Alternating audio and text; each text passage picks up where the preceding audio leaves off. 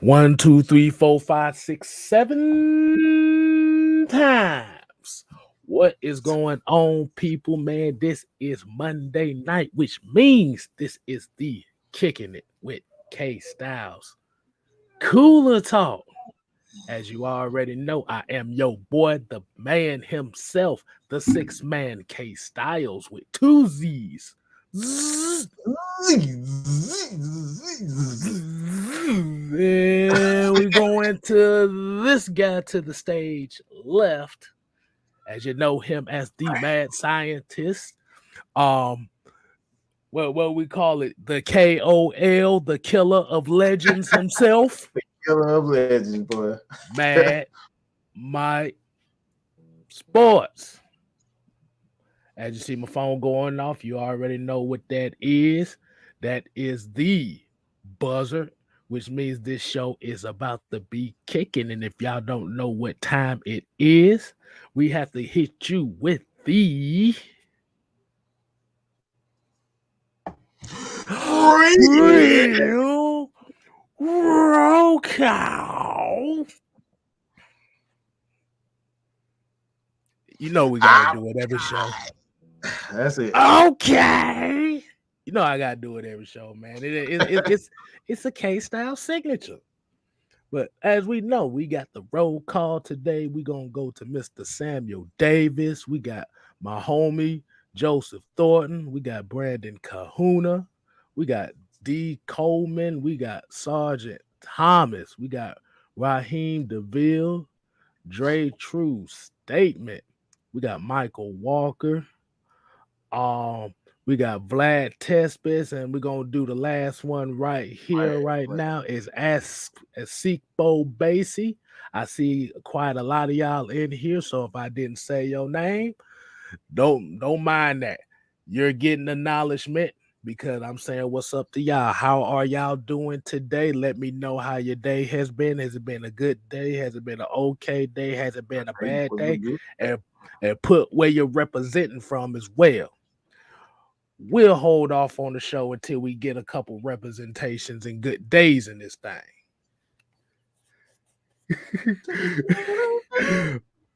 Oh man, I knew I should have put something out because I see this right here. I'm gonna bring that up next time. Hold on, I'm gonna see if I find. I was like victory screech.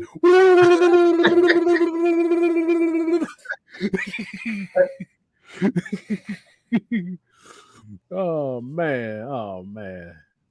Hey, you see how it always catches on, man. Kstylzz and Mike and AFN is always in the building. So let's go.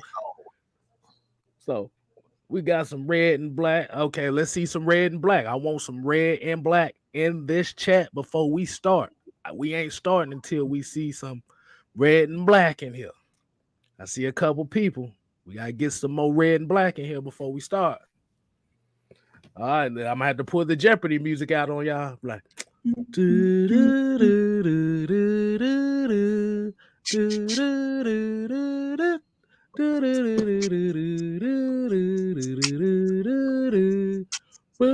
boop, boop, boop, boop, boop. Ooh,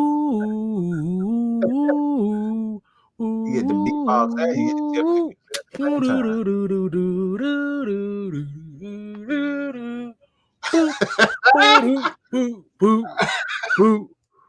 boom, boom. I see Reggie. He talking about next time y'all don't be tardy. Hey, my bad, man. I had some technical difficulties. So hey, we apologize.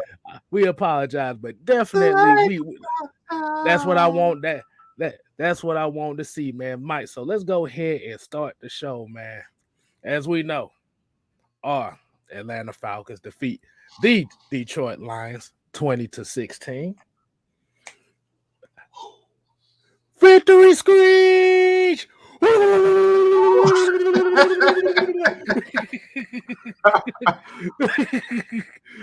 I gotta find that picture. I'm gonna put that next time we win. I'm gonna put that. But all right, let's talk about what was our take. What was our take from the game what do we see? And I want to ask the people, what was y'all takes from the game? Hey, I'm about to say, Gabrielle, I appreciate it, man. He talking about he loves the energy already, man. Hey, this is good energy when you're winning, but you're gonna get this energy regardless. So, Mike, what did you take from this game, man? What was your summary? How would you sum this game up? Classic football. Classic football. Everybody's so used to seeing 34 and 41 and 28 to, I was about to say 28 to 3. I don't know why. Don't bring down them memory lane. Yeah. But everybody used to seeing these big numbers. But I think this is what we got to get used to. Close games with their team. Get back to running the ball, playing solid football that's going to win games. We're interested in winning games now. And I think that should be the focus. A lot of people are here saying worried about whether or not, why you had trouble with the Lions. Like at the end of the day, all the good teams are beating up on all the bad teams. Let's just keep it real. It's not something that's exclusive to the Atlanta Falcons. Nobody say anything when the Bucs are beating bad teams or the Cardinals, the Rams, but it's always a problem when the Falcons beat bad teams. At the end of the day, a win is a win. I don't care about how you get it. At the end of the day, it's about getting that W. And that's what we did. We got the W, and I think the Falcons, 7-2 now? Like one score games. 7. We're winning these games now.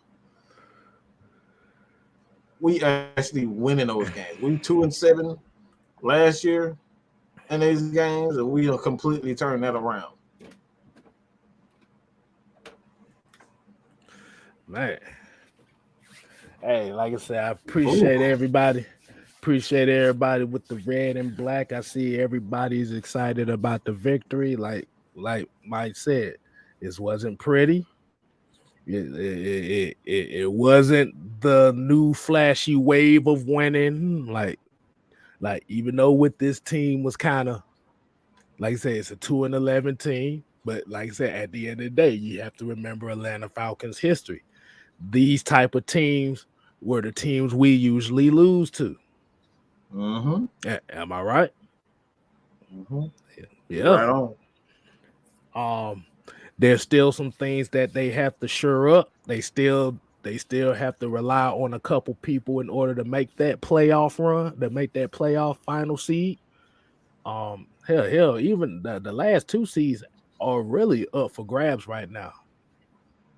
But that's what I wanted to see. I wanted to see what kind of grit that this team had. Like I said, this team didn't really play particularly well on both sides of the ball, really. Gritty, not pretty. Exactly. They stuck their face in the dirt and ate mud and stuff like that. But but you have to remember, late in the season, these are the type of victories that you have to have. Like I said, we saw plays like this. And it started off as like that. Then it ended with this. All right. Remember, that's pretty, not pretty. That's for sure. Right it started like this. Then it ended like that. Hey, that's the true definition. If we got a slogan, that's our slogan right now. Gritty, not pretty. Mm-hmm. I'm gonna keep that. I'm gonna keep that in the archives. Gritty, not pretty. Came up with a gem right there. Fourier came up with he came up with a gem. I love that. Hey, look. I said, you say gritty, not pretty. I said, fuck them nines. Get me a 3. That's what we're gonna call them. Give me a 4. Hey, Fuck them nines. Give me a 4. give me a It phone. ain't the prettiest thing in the world, but damn it, they got it. She got everything I need. Right. You know what? You roll for it with that one. I'm wrong for it, but that shit crazy as hell. But you know me, I'm always saying something weird. If y'all seen Miss yesterday's show, I said something You that I never wasn't know expecting to what you're say. You gonna do. don't know what's gonna say. Hey, But that will make us. You don't know what to expect. but it was interesting that he said let's talk about that Fourier interception right quick. I went back and looked at it. Mm-hmm. He baited the shit out that quarterback if you paid attention to it real closely. Mm-hmm. I don't know if a lot of people saw that. I'm gonna ask the people, did y'all see that? How he got that interception, how he baited the quarterback into thinking that that slant was open and jumped the Mm-hmm. slant? Like that is, like I said, those are the type of plays. That was the type of play we needed. Mm-hmm. Like I said, we had piss poor tackling. We don't need it. Don't I don't know how, but hey, whatever it gets the job done, man. I'm gonna tell you this too. A lot of people are saying that Dion need to be traded, but Dion need to be good because he's not playing well. How do you know Dion isn't really helping this guy get to the level that he needs to be? Only great players can truly motivate players.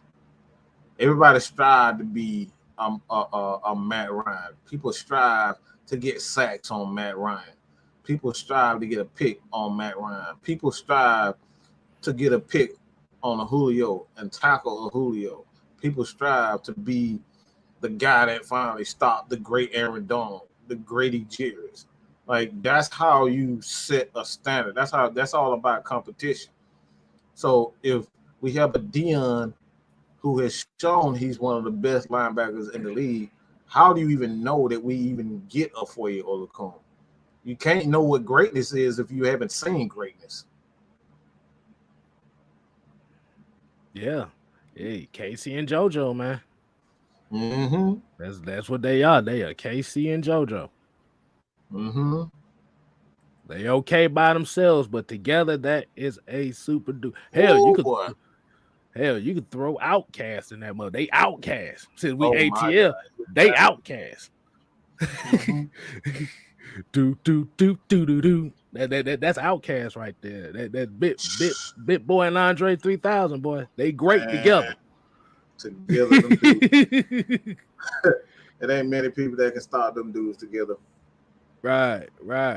And especially like we say, they're still undersized linebackers, but at the end of the day, their only problem really is breaking down and tackling consistently. Mm-hmm. I mean, they do it consistently, but they have lapses where they don't. Right. And But I think it comes down to like again setting that standard of greatness. Like Dion has been such a great player for us. Like we expect him to make all the plays all the time. Sometimes it just doesn't happen. But the same thing with a Julio, excuse me. But Julio Jones, like everybody looking at Julio, like, damn, what the hell's going on with Julio? Because we're so used to Julio being Julio, it's like, damn, he can't even get on the field now. right. So it's Exactly. a shock. It's a shock more than anything. Right. So so y'all let me know, what did y'all think of the game, man? Did you feel like this game? Like, well, what would y'all grade be for this game? We're not gonna give y'all a grade. I want to see y'all grades. I want to see what kind of grades y'all got for it. And after we see some grades, we'll let y'all know how we're gonna do. But as while we Mm-hmm. waiting on grades, let's get into some of these comments on this subject. Southside 12 here said, I feel the Falcons weren't really worried that much about them losing, and I feel the Falcons would have played better, had more energy if the Lions were at full strength, if you ask me. I wouldn't even say all that. I just say that when you're playing against a team that has nothing to lose, you're going to get the best shot that they got. Like I said, at the end of the day, like I said, it wasn't pretty, but like I said, you threw one more body blow that they couldn't stand. That's really what it comes down to. And Gabrielle Lombro said, hard-nosed football, just like Fourier said, gritty, not pretty. Exactly. I mean, you look at Baltimore; they win games like this all the time. Nobody say that like nobody put them down for doing that. Baltimore, the Patriots win games like this all the time. Right. But they get praised for winning, games. What it was 2016. They win games like this all the time. They literally win games like this all the time. The Patriots, even Seahawks. They haven't struggled this year, but like they've won games like this for years. 23 to the 17 thing. Like, look, that's football. Doesn't matter who and what. Very seldom do you see teams lose the way Washington lost to Dallas. Like that very seldom happens in the NFL. A lot of NFL, if you really look at a lot of the games, it's really just a tale of one half, one quarter, one bad quarter a team has, and they can't get back into the game. That's every Sunday, every game. And your ass saw it last night with Dallas and the football team. Right. Yeah. That's a perfect example. Shit. Well, they was done. But we got some grades here, man. AJ Evans said he gives them a C- on there. Polo DTV said B-. We got Isaac Crimes. He gave it a C. ATL Leo gave it an A-. Gabriel Lombro gave it a C. Uncle Javon C. Sergeant Thomas C-. Sean Corleone, he gave it a C+. Fred Butts A+. We got V, we got C. Andrew M C-. Hey, we got a lot of C's and B's in here, man. Yeah, I would say I give it a solid C. Like I said, that just lets you know that they got more to work on going into this next game. But a C is just get you by. And then, like I said, hey, the goal is to score one more point than the other team. Like I said, the tackling was bad. That took points off. Them first 6 plays definitely took some points off. Offensively, that wasn't great. The running game was really non-existent the whole game. So yeah, that took points off as well. I'm gonna say is. Go ahead. No. That's pretty much what I was gonna say. I ain't even gonna mention the wide receivers because I know that's where your ass is gonna go. Nah, I'm gonna say this. I think it's an A+, but only on this alone. Okay, but only on this alone, based on what we saw last year. We could not win close games. We have not been able to win close games in 3+ years. We always lose close games. And we got to keep that in mind. That first and foremost. So we can score 40 all we want to. We've been able to score 40 for quite some time. All right, for quite some time. Even before Matt Ryan even got here, even with Vic, we was able to score. But the difference now is that we actually winning close games. And just on that alone, just close games. Because at the end of the day, what it's all about. That W. If you don't win that fucking game, it don't matter. Win. So that's it. That's all that matters. We ain't talking about, oh, he had 500 yards passing, but damn, did he win the game? Nope, he didn't win the game. That's what it comes down to. So that is a plus. We're talking about making the necessary adjustments. We weren't, even under Mike Smith, we was losing a lot of close games. So we're not losing those close games this year. So I see it as a plus because when we are able to upgrade the talent, you're going to see them step up and see what they really could do. You're going to really see what a Kyle Pitts can do when he has players around him. You're going to really see what a Debo Foyer, Grady Jarrett can do when they have talent around him. You're going to really see what Arthur Smith can do as a play caller when he has talent to work with, as well as Dean Peay. So if they're doing this with a lack of talent, come on, bro. Like on that alone, like we're trying to come. One thing I don't like doing is comparing teams. I compare teams with themselves. I compare the Falcons compared to the Falcons. And last year the Falcons sucked in every. And third down, they couldn't stop nobody. It was poor on special team. The coaching was bad. They couldn't stop like everything. Everything that went wrong.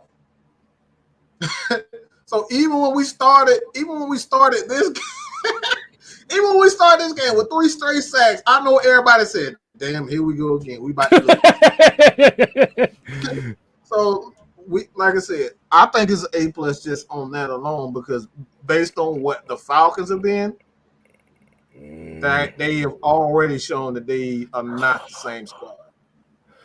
Oh man, did you have to remind me of the Amber Rose Suki Hana? Did you have to remind me of the Suki Hana Amber Rose slut walk defense last year? Oh my God! Oh man, I'm glad they wasn't missing a lot of tackles because remember what I would have said if they would have missed some tackles with that poor ass defense we had last year, giving up 3rd and 18s every game.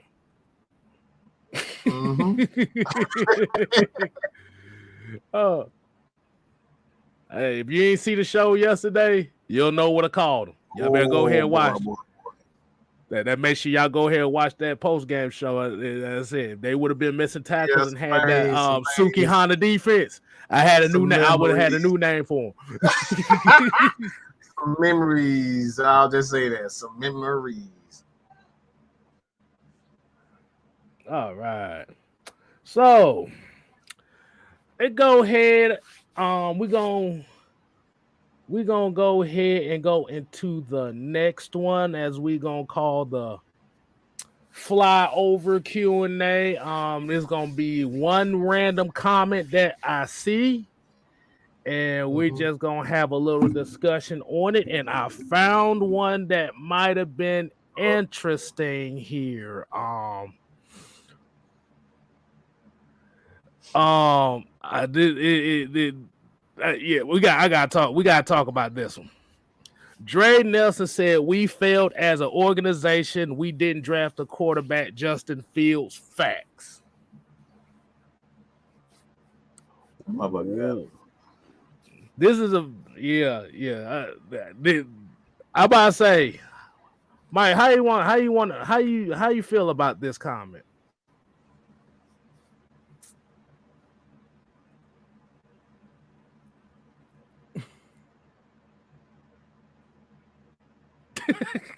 Well, you giving that stank face, boy, like, what the hell? Hold up. Let me look at some numbers real fast. Hold on. Why are you doing that? Hold on. This is how Mike was looking.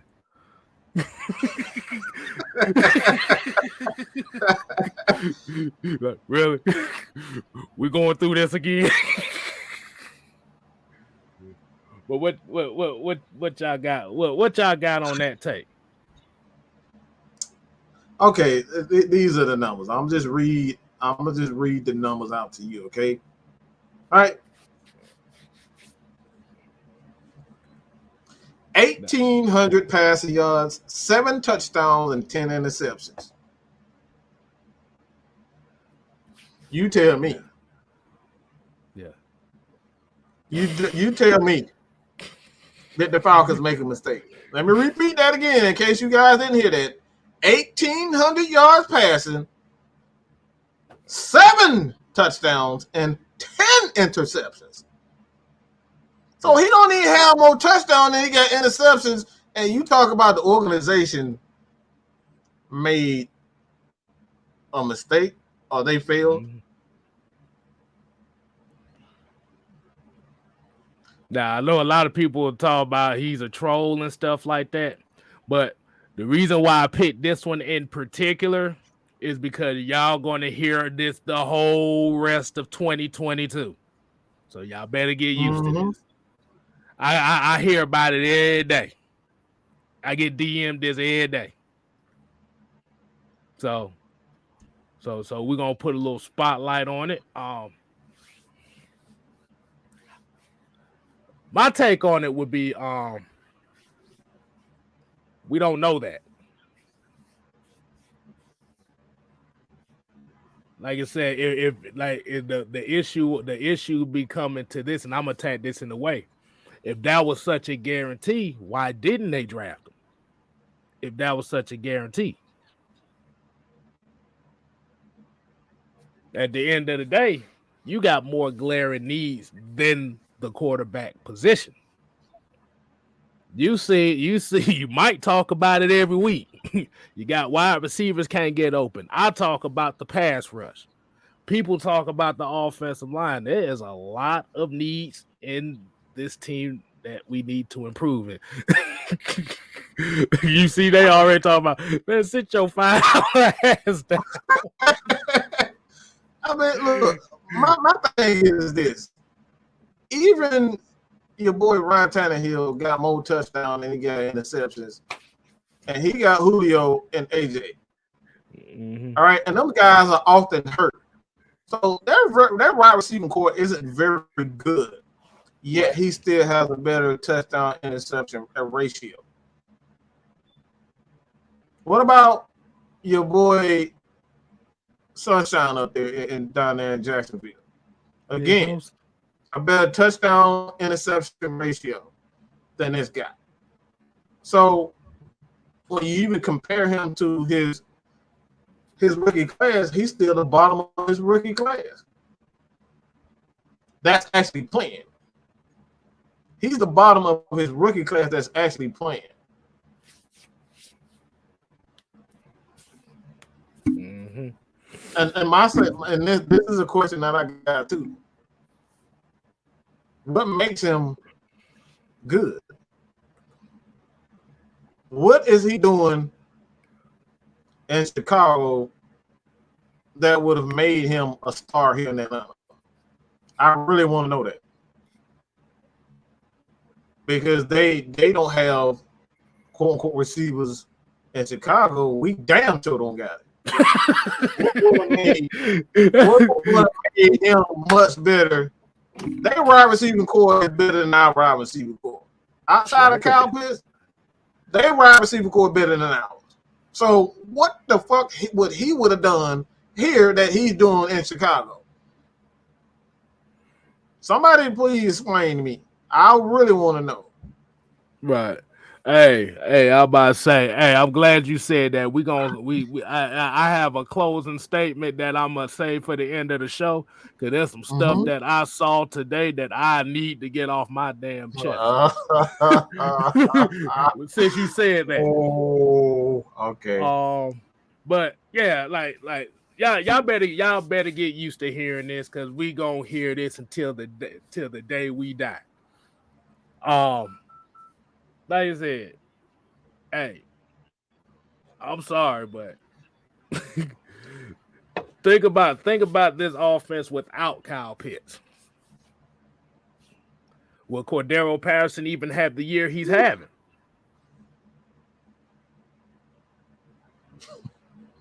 Number 2, just because a guy can run, is it not going to prevent him from getting hit down here? You got a pocket quarterback that getting hit 2 seconds after the snap. A guy running the ball ain't got 2 seconds to decide if he wants to run.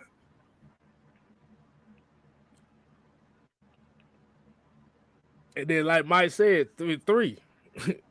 You think Chicago's wide receiving core team offense is bad? The Falcons have the worst rated wide receiving core in the league right now. They really do. That's the only thing. That's the only thing he's gonna be able to do is run the ball if he ain't got a Kyle Pitts. That does not mean Cordero Patterson is gonna have 1,000-yard season. Because if he's here, he doesn't have Kyle Pitts. Just keep that in mind. If he's here, exactly. There's no Kyle Pitts. Exactly. You gotta put that in perspective. You got to put that in perspective. And then plus Kyle Pitts is the cheaper he's the cheaper contract that they took. Mm-hmm. He's the cheaper contract. In the long run, he's the cheaper contract. In the long run, yeah. So we're gonna get off of the that was a good point. I didn't even think about that. In the long run, he is the cheaper contract. He is the cheaper contract. Dang. Yeah. Why the hell you think Green Bay couldn't really get receivers? They had the damn bargain shop for their damn receivers. They luckily they found Alan Lazard. They lucky to find Alan Lazard.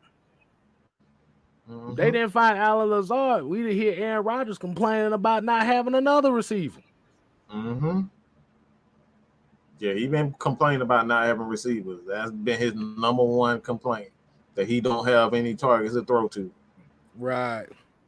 And Terrence, and let's see. We're gonna get a few takes on that question right there. Terrence Holmes says 0-17 without Pitts and CP, because you have to remember with Kyle Pitts being on the field, it opens it up for Cordero Patterson. Why the hell you think Kyle Pitts ain't got but one touchdown?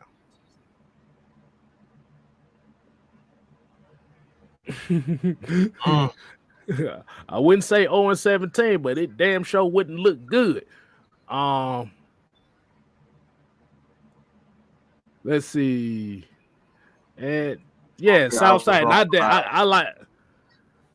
like this comment. I like this comment. He said, I'm not going to judge any rookie quarterbacks right now because they need time, but no Fields would get killed here in Atlanta. It's too early to be talking about what a quarterback is, man. It's way too early. We don't have a freaking clue. Exactly. Because hindsight 22, you do draft him.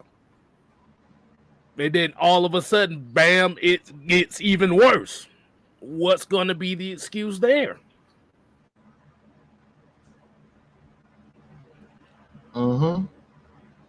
We don't know.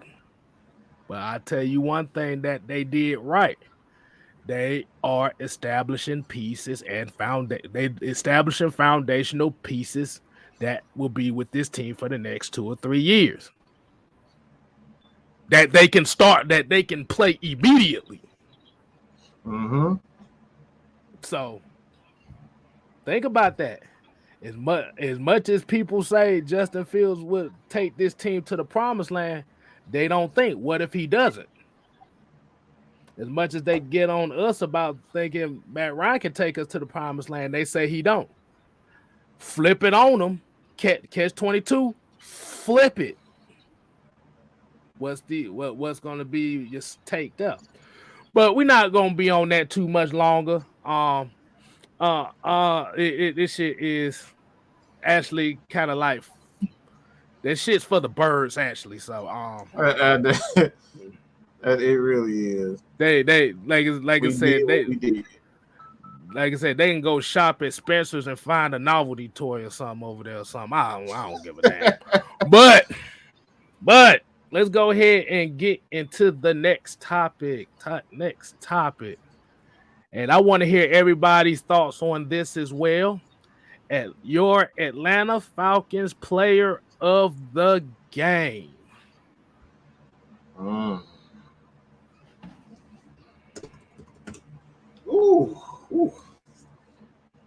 That's interesting.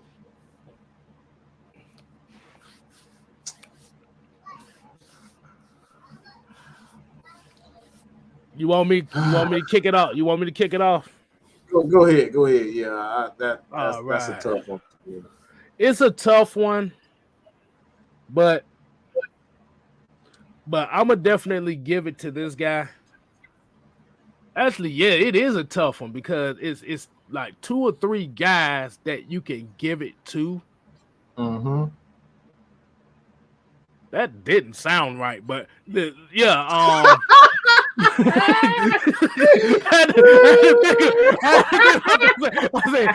did sound right. Yeah. Yeah. Hold on.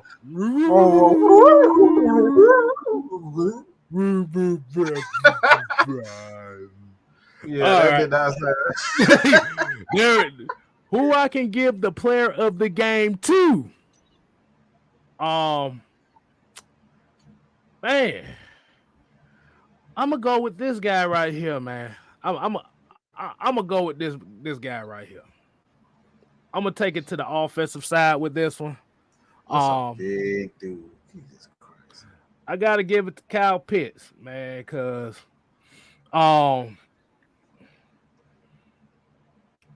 let's be honest. In this game, he was the only bright spot that we had on the damn offense that you saw. This fool is giving me hell already. Talk about like, oh Lord. I see a lot of Fourier. Yeah, and I can see why. And I was torn between it. Because yes, Fourier made the game saving play, and he led the team in tackles. But I have to give it to Kyle Pitts, man, because bruh, if Kyle Pitts didn't have that 100-yard game, which is his third 100-yard game, and he's damn 87 yards from 1,000 yards, bro. Think about that. A rookie, man. And he had 4 games where he had less than damn 40 yards. He had like at least 3 games of less than 40 yards.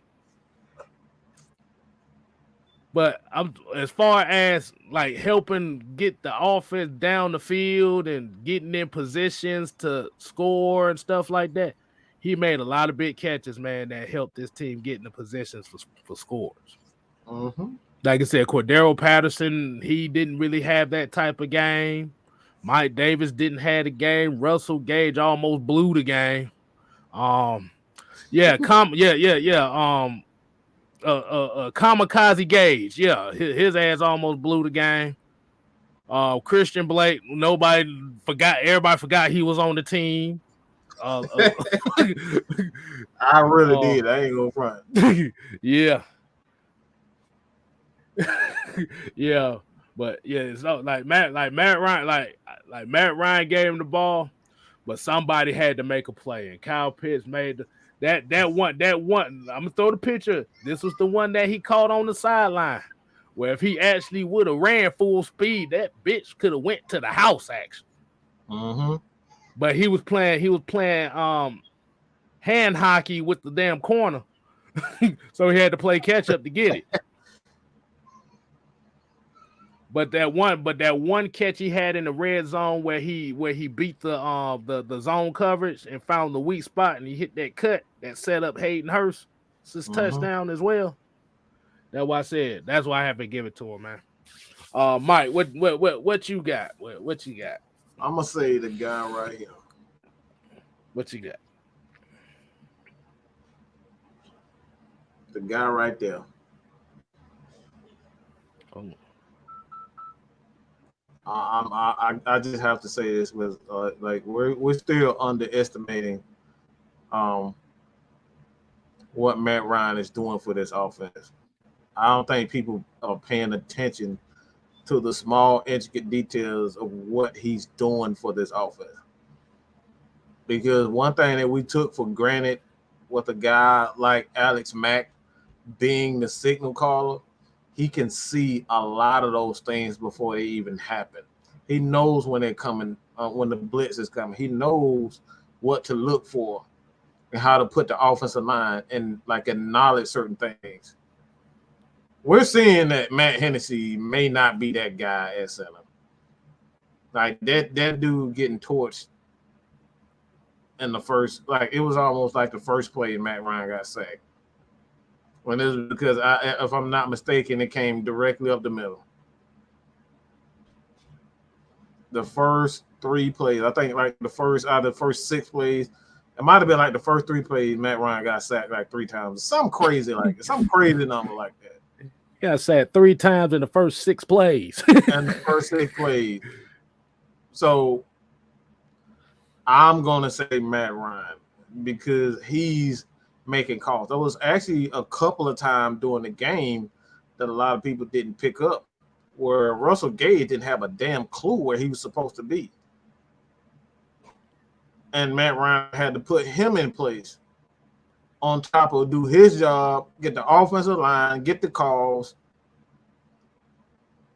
And another thing, too, with the it was with the wide receiver, OZ. He was supposed to be a hot read on the play, and he ended up going out instead of going in. And Matt Ryan had to throw the ball. He had to get rid of the ball fast just so he wouldn't get hit.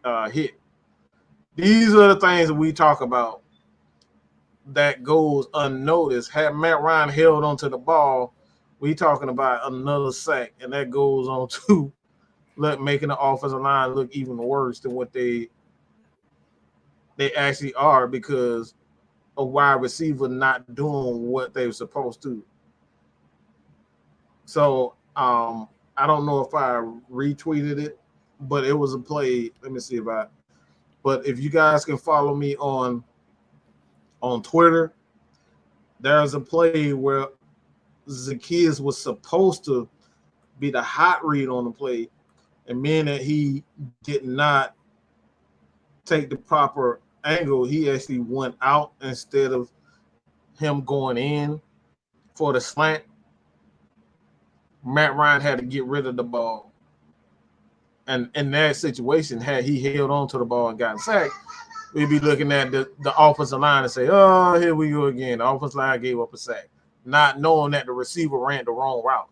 So these are the things we talking about. What we got to end up getting. We got to upgrade the receiver because it's making the offense in its entirety look much worse than what it actually is because these guys don't know what the hell they doing. So I'm going to say Matt because he's doing the small things in football that you really don't pay any attention to. Oh yeah. And I know he about chewed the hell out of damn everybody on the sideline. Well, he was mad as hell after that play. I'm gonna see if I can find that play.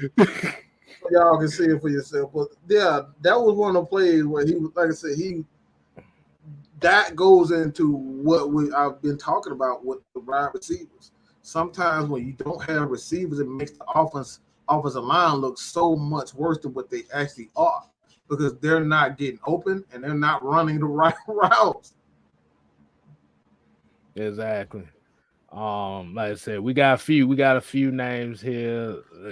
Boy, they put so many damn names in here. It was basically Fourier and damn Kyle Pitts. Really. Kyle Pitts. I know who it wasn't though.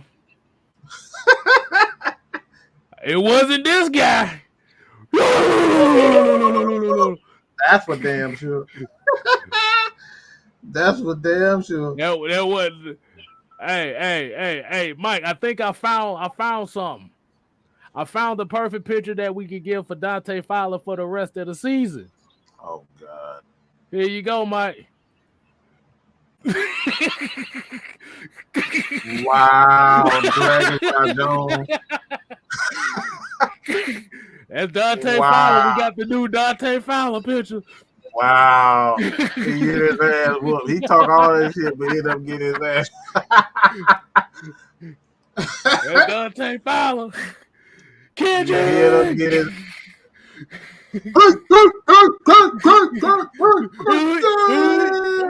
This motherfucker gonna do it. Silence. Silence. But yeah, like I said, outside of speaking of that, Kyle Pitts. Oh my God.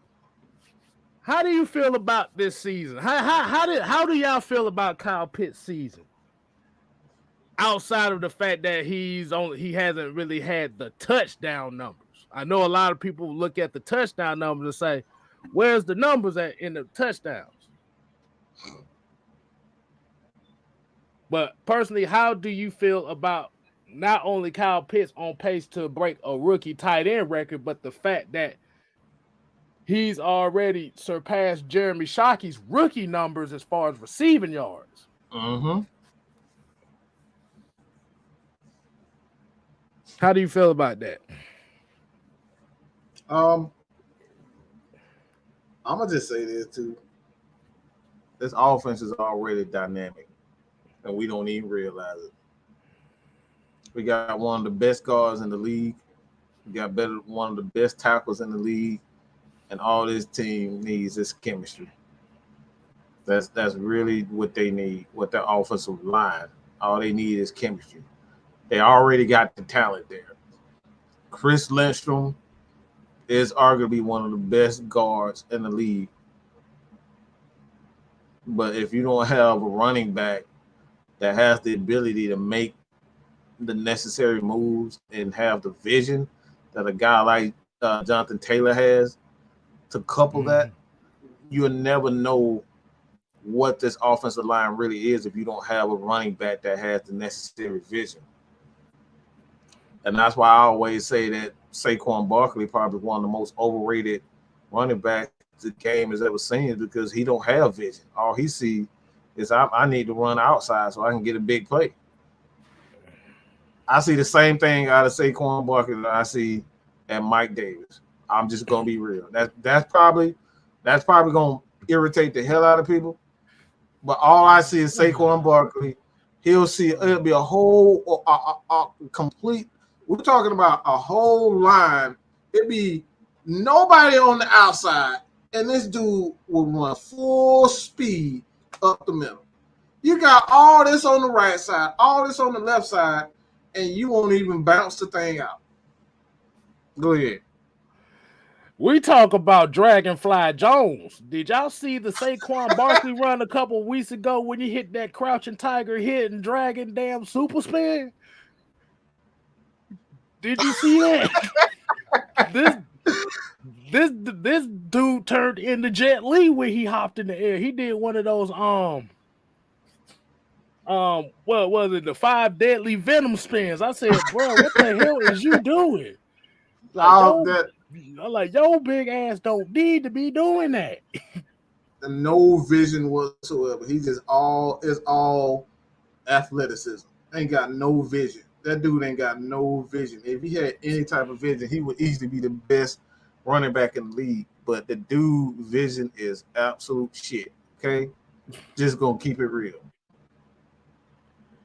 But what have I always said about Saquon? I said Saquon is good. But I've been on record on these shows the last year and a half saying this about Saquon. He's one of those guys who would give you that 130-yard game on 25 carries. Mm-hmm. But one of those carries is going to be 80 yards. Where the other 24 coming for? Yes. Mm-hmm. Because his ass trying to be Barry Sanders, but his ass is almost 240 pounds. Mm-hmm. And that's the problem. He's just a better version of Ron Dane right now. Ooh. He a way better version of Ron Dane. That's how Ron Dane was. Ron Dane tried to be a goddamn scat back, and your ass is 250 pounds. Mother, you ain't a scat back.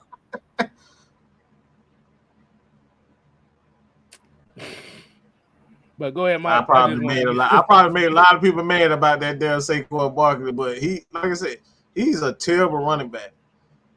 As far as his vision is concerned and instincts as a running back, he's terrible. He got all the talent. in the world as far as athleticism. He can catch the out of the backfield. He's explosive as hell. But when you look for this dude that like actually make the right move as a running back, oh, he bad. He be trying, like you said, motherfucker be up here trying to hit cartwheels in the air and shit. Like, I said, what the fuck? I said, what the fuck? He hit one of the martial law damn dragon hey, kicks. bro, You know the dragon kick where he flipped. Yeah. he hit one of Hey, the bro, what are martial you law doing? kicks. I said, boy, What what is the all hell? that for? Yeah, he just like I said, the dude has no concept of what vision is. He just be out there running, bro.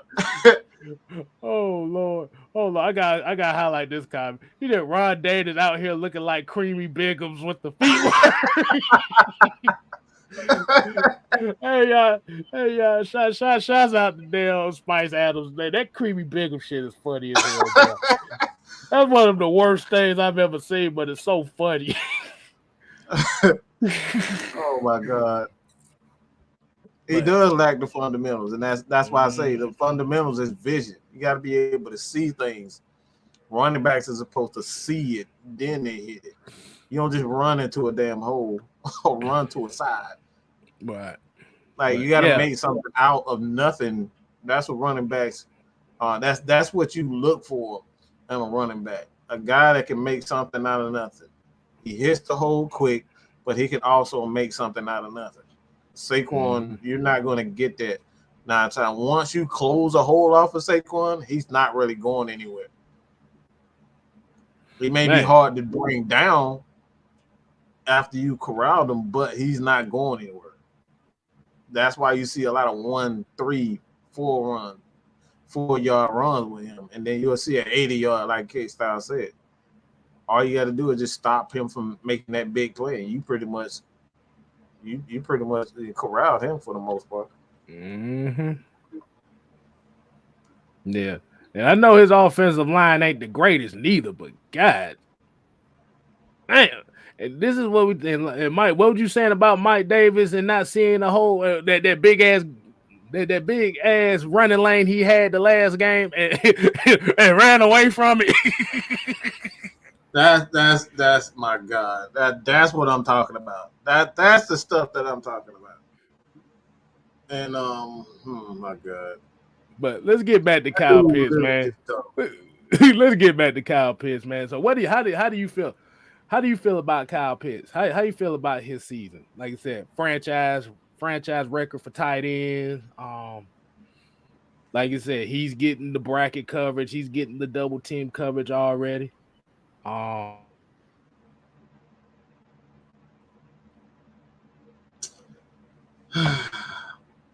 If I were to grade Kyle Pitts, I'd say I'll say A minus. I think he really exceeded a lot of people's expectations, to be honest. And I'm not sure if he got frozen. But like Kstylzz froze. But yeah, as far as Kyle Pitts is concerned,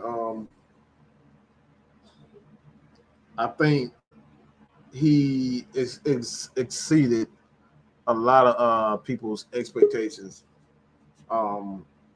Be honest, he's exceeded a lot of people's expectations, including myself. I actually did not expect him to be this good this early.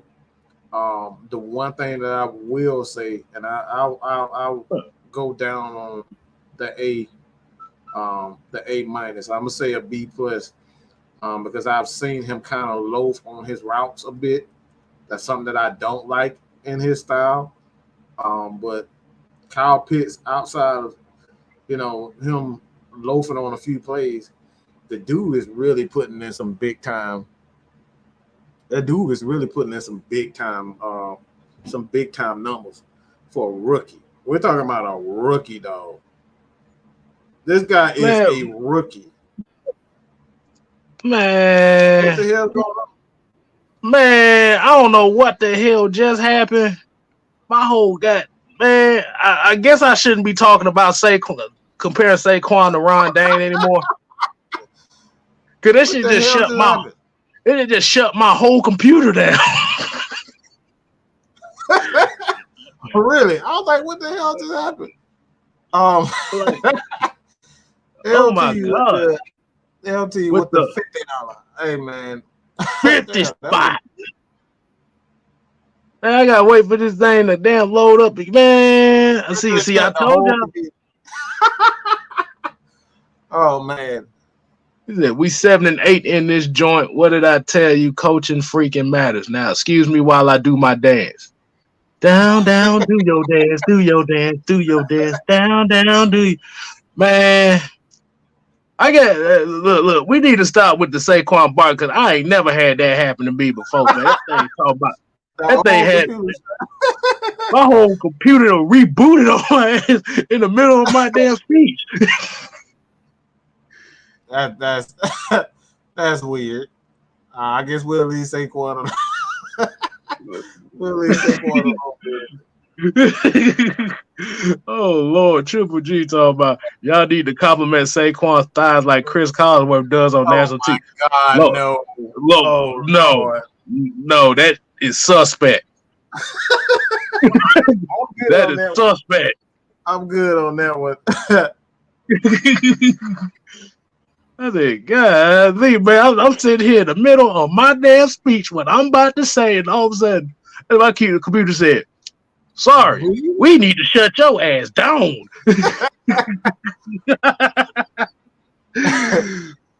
But back to LT, LT pretty much said coaching does matter, man. At the end of the day, that's what's really gonna turn this team around a lot faster is coaching. Coaching freaking matters. Like we can go back and see the necessary adjustment that the Saints did. They went from being a high-powered offense to a balanced team because of their defense. They started putting more focus on their defense and making a more balanced. They didn't really get over the hump, but they were winning games consistently, and all because they put more assets into the defense. They spent more money. They brought in more better coaching, better players for the defense. So at the end of the day, I know like Arthur Smith isn't one of the guys that we probably look at and say, all right, nah, I don't really like his style of coaching. Why? Because he's not flashy. He's not there throwing deep passes and whatnot. This dude is running the ball, and throwing slants and curls and crossing routes. It ain't a lot of deep shots. It's not exciting offense like a Kansas City Chiefs offense or a Rams offense where you just see Staff out there slinging it. That's not what you're gonna get here. So coaching indeed matters, and we've seen what Dean Pease done did to this defense. Let's keep it at 100. Their defense has been getting worse since 2017 Super Bowl loss. And he done turned his defense all the way around, in particular the secondary. The man said Kstylzz turned into a voice. On the next episode of Dragon Ball Z. Golly, but my bad, y'all. I was not expecting that. That just hit me out of nowhere. I think them Justin Fields fans then got mad at me as well. Yeah, you know how they do. I got hacked by a bunch of Justin Fields fans. Last week, I graded.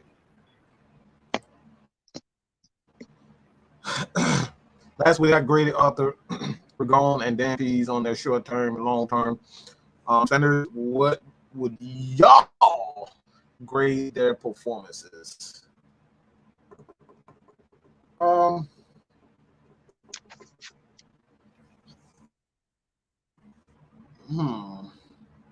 Regone is supposed to be the pass. He's supposed to be the pass game specialist. So he kind of aids into what Arthur. He's an aid to the passing game and learning how to get guys open and whatnot. So I don't want to speak on that. Just on Ragones. I don't want to speak on that as far as Dave Ragone is concerned, but I will say that they made the necessary adjustments with the passing game. So Ragone, I don't want to speak on, but I'll say this about Arthur again. Compared to last year, I'm not comparing them to no other team. I'm not comparing them what the NFL the NFL is doing. I'm comparing them to what was last year and last year alone, 2020, 2021. That's what I'm comparing them. So as far as Arthur Smith is concerned, I say it's an A plus because we're now winning those games. We finally have a damn coach that knows. We have a coach that knows something about game management and time management. Dean Pease, I would say a B because of just the secondary in itself. I know we got good players up front with Grady, Fowler whenever he decides he want to not be dragging Jones or somebody. Silence. Silence. Like I think I say a B for Dean. I say Dean Pease. I say Dean Pease is a B. Just again based on last year. I don't base everything based on what everybody else is doing. I'm looking at what we were and what we weren't. This wasn't a very disciplined team. The secondary gave up like the most passing yards, like NFL hit the seventh most passing yards, something crazy like that. I forget what the stat was, but last year we gave up like the second or seventh most passing yards in NFL history. We were that bad, and now we're not giving up. I think we've yet to give up 40 yards in the air as a pass defense. So that right there in itself needs a lot more respect. So these guys have done a wonderful job on both sides. D. Coleman, you ain't shit for this. This is somebody that watched the show to know what I'm talking about. Said looking for one of them BT DVDs. Nah, bro. Oh my God. I told you that it was gonna come back up. They not gonna let us forget that. Yeah. Like I said, our defense was on the verge of being that last year. Oh If y'all don't know what like I said, if you don't know what BT stands for, you need to watch the post game show from yesterday. You gonna find out. Hell, I might even make it a short. Just now, y'all need to go and find out. See, boy. see, there's another one. People don't forget a damn thing, boy. I tell you. Oh, 12. Oh, see, that was that's what I said yesterday. 12. Yeah, just like that Indianapolis Colts fan with the run the damn ball hat. I still ain't forgave his ass for that, boy. Right.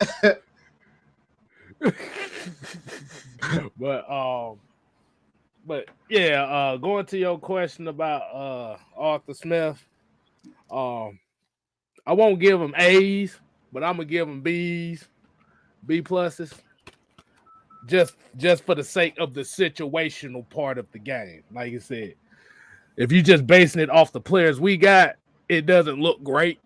But if you look at the situational side of the game, as far as, like you said, not giving up the 40-yard bombs and the consistent 3rd and 20s, and well, like I said, the Ambrose Sukihana slut walk defense, we don't see that. Not the we're gonna spread 5 wide and throw hook routes. like you said, we're converting on 3rd and 1s. We getting quarterback sneaks. You getting interceptions. Like it's a B plus. Like I said, they just got no. They can just go up from here once they get the correct talent. Man, they ain't gonna let that. Like, hey, that's just gonna be in the annals of AFN history right there. We're gonna put we gonna put a highlight on that. What'd you say, man? When you find it, let me dub a copy. Hey, I'll let you know when to find it. But at the end of the day, man, hey man, this team, like LT said, this team is 7-8. We are 3 more games over. And y'all see what it did to Mike. I think we'd have made StreamYard mad here. Bro, what is going on, bro? Are we getting hit? Did we touch a nerve with the Justin Field fan base or something? Maybe. Wait a minute. Maybe. But hey, I want to bring but while we closing it out for these last 15 minutes, we're gonna bring in a special friend of ours. He's sexual, baby. Oh. And I want to give it all to you. You're right on. 7-8, baby. 7-8, baby. Oh, Lord. I get around. Oh, yeah. I get around. Oh, yeah. You get around. You 7-8. Yeah, no Julio Jones. Cavalry. No Gertie. I get around. Hey. Boy, you a fool, man. What's going on, LT? What's going on, people?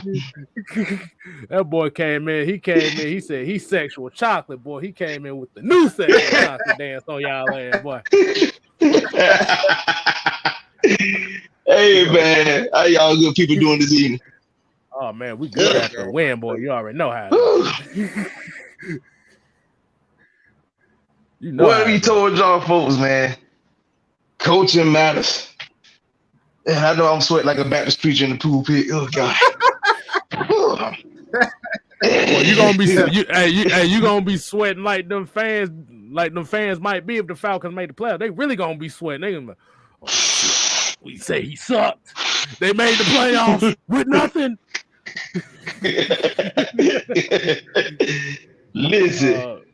Listen, man. We told y'all, man, coaching matters. Listen, man, we won 7 games this year. I am ecstatic with what's been going on with this team and this franchise. We are finally building in the right direction. No more one-hit wonders. I was tired of being positive K. You know, out here she talking about she got a man. I don't care what your man got to do with me. So, you know what I'm saying? You know what I'm saying? I'm tired of one-hit wonders, man. We need some stability, and it look like we getting it right now. I'm excited. I'm very happy with this team right now. Like I said, if every win ain't gonna be pretty, we're gonna have some ugly ones. Some folks talking about, it was Detroit. Hey man, listen, Detroit just drugged Arizona last week. I don't care if it's Detroit. It's a win.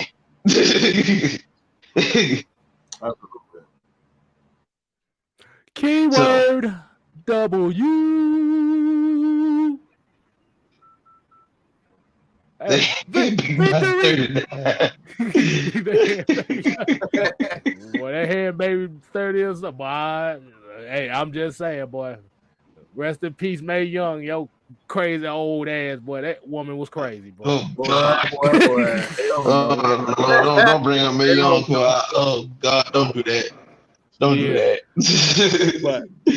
but like LT said, it's the W. Like you said, W. That's all that matters. Hey, I'm gonna ask you a question. How do you feel about Kyle Pitts and what he has done his rookie season? before we get to our final discussion? To be honest with you, phenomenal season from that young man. And I really want people to really just take a step back and just look at the situation. We're talking about Pitts coming in.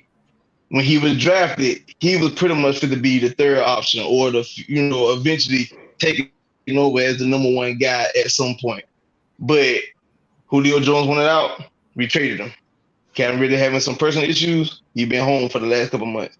So now here you are the number one guy in the offense, and you're a rookie, 21 years old. Like, you can't, for him to have the season that he's having, that's phenomenal. Y'all know people might be like, well, he only got one touchdown. Y'all got to understand, bro. Like, if you consider Bill Belichick the greatest coach of all time, and this man had him bracketed in the red zone, what you think everybody else gonna do? The TD pass to Hurts yesterday, that's a prime example of it. Because when you saw the wide screen view, like initially coming off the ball, you be like, well, you can throw it to Pitts, but do I want to risk him taking a big hit or let him get a little further down, knowing I got a safety right there looking dead at this man? He's running 2 coverage. So you threw the ball to the better option, which was Hayden Hurst. It's simple. It's stuff like that. That man is a difference maker already. He's just a rookie. Wait till this man start learning how to run routes and setting himself up. I'm telling you, man, we got something very special here. Right.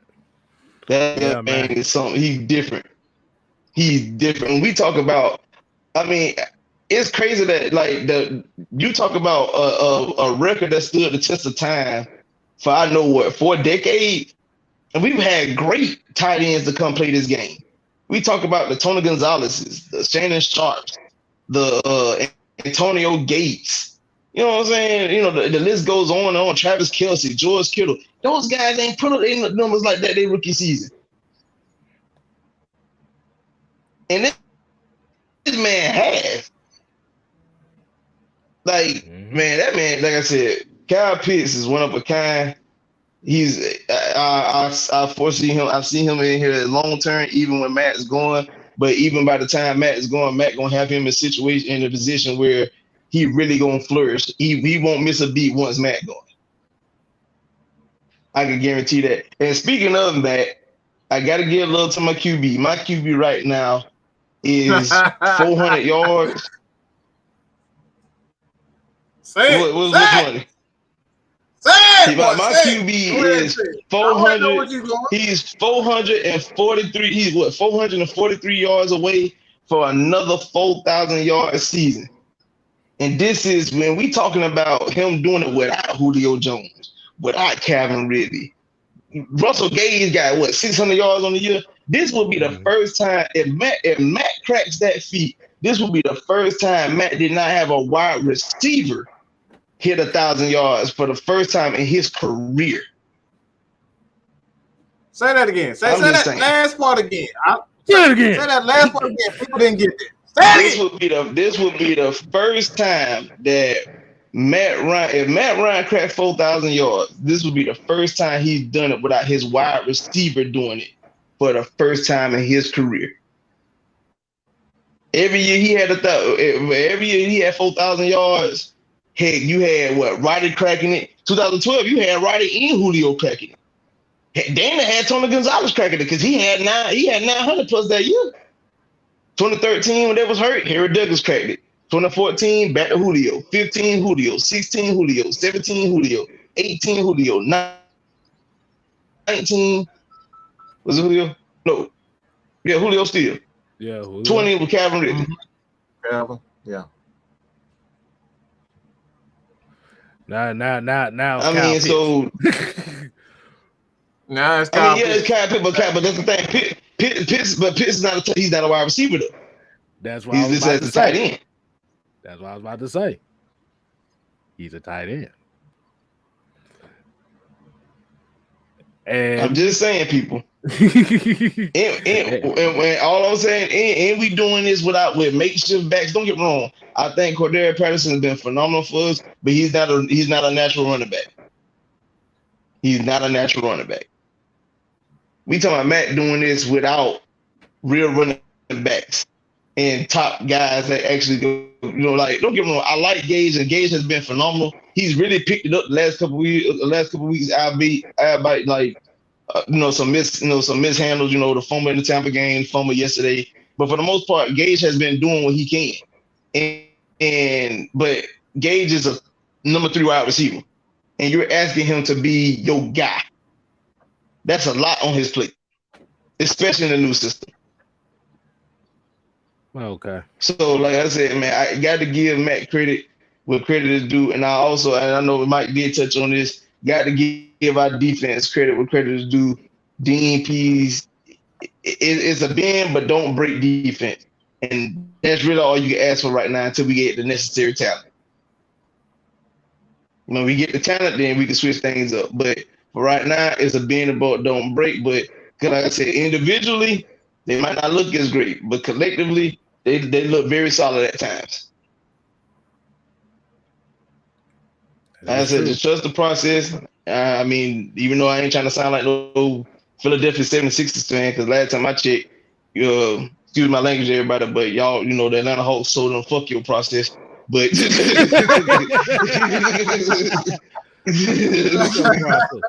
Atlanta Hawks broke their process up. The Hawks came when they're in the playoff series, and you went from trusting the process to now we beefing. Gang signs everywhere. We don't vote with Ben Simmons no more. So that's all I'm saying. But like I said, man, be patient and just watch this thing flourish, man. Like I said, we could really be, the Atlanta Braves of the NFL. When the team was down bad, they retooled it up, got the necessary guys in, and bam, champions, baby, champions. It might not happen overnight. Success don't never happen overnight. Jay-Z ain't become Jay-Z because in 2 days. You know what I'm saying? The other folks like that didn't become who they are in a matter of hours. It takes time. It takes work. It takes years. But as long as the Falcons keep going in the direction that they're going, we'll get there. Mm-hmm. We will definitely get there. And for all those real fans that been here through all the ups and downs from the Jeff Georges and the Chris Chandlers and the Michael Vicks and the Joey Harringtons and the Kurt Kittners and the Doug Johnsons and the Byron Leftwiches. Don't forget Dan Graziani. And some more folks like. Exactly. I was trying to leave that list out, but yeah. But we've been through all of that, man. I'm just saying, man, when we finally get that opportunity to hold up that Lombardi trophy, it's gonna be a beautiful sight because we re-rolled the coattails and we've seen the high, we've seen some highs, we've seen the lows, but we definitely will get there to that ultimate prize. And I ain't gonna lie, I'm gonna be one unbearable bastard on social media. Let me say this. You said something interesting, LT. And I see it in the comments also. The Braves did one thing, and I think the Falcons really looked at that. Is what they did. They combined veteran players with young talent, and you saw what it did for them. Because Ronald Acuna, when he came up, was Ozzy Albies. Them dudes lit a freaking fire under Freddie. This is the first time. Freddie, what people don't know about Freddie Freeman, he's a perfectionist. It's hard to get him out of his comfort zone because he's so focused. He's so laser focused. And when Acuna came in, Ozzy came, these guys just had fun. And I got to give Snicker credit for that too. And that's why I say you gotta have good coaching as well to understand that.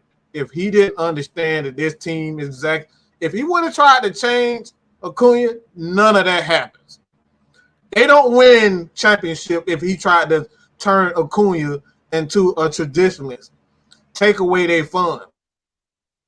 A Quinn is a guy, he thrives off fun. If he's not having fun, he's not playing. So reason why I say that, when you got guys like Julio Jones, who's just a stickler for the rules, like let's just keep it 100. Julio's a great talent, but he's a perfectionist.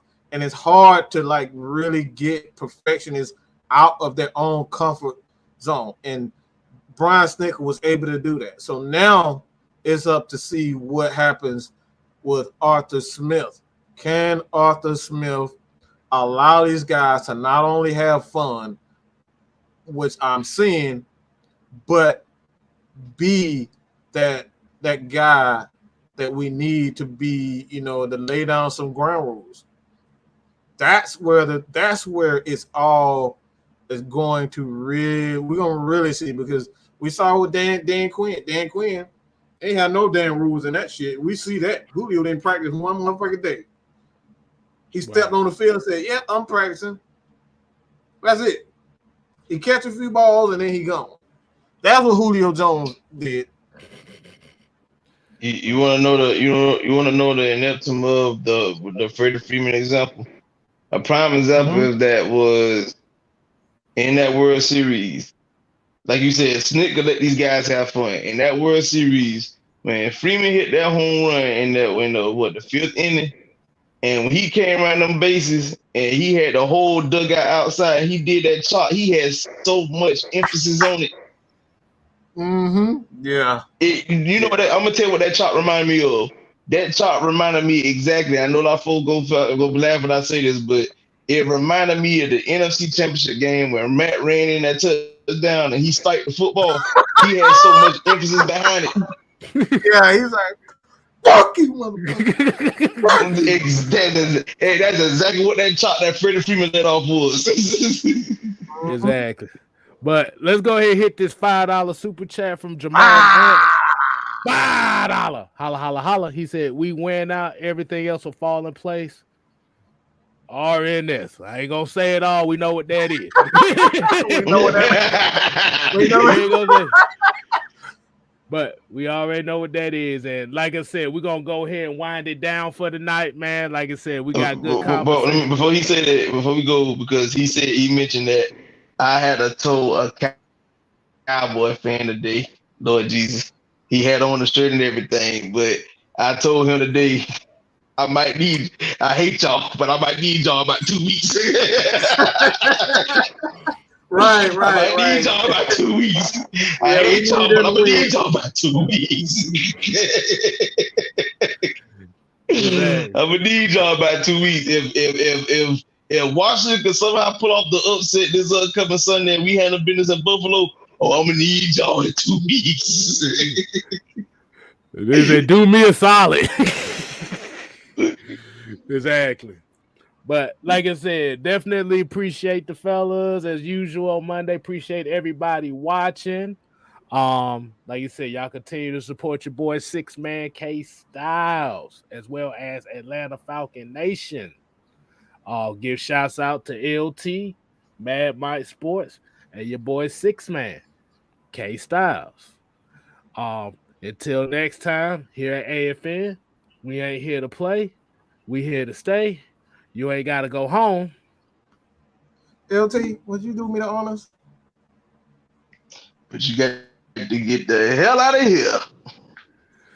Silence!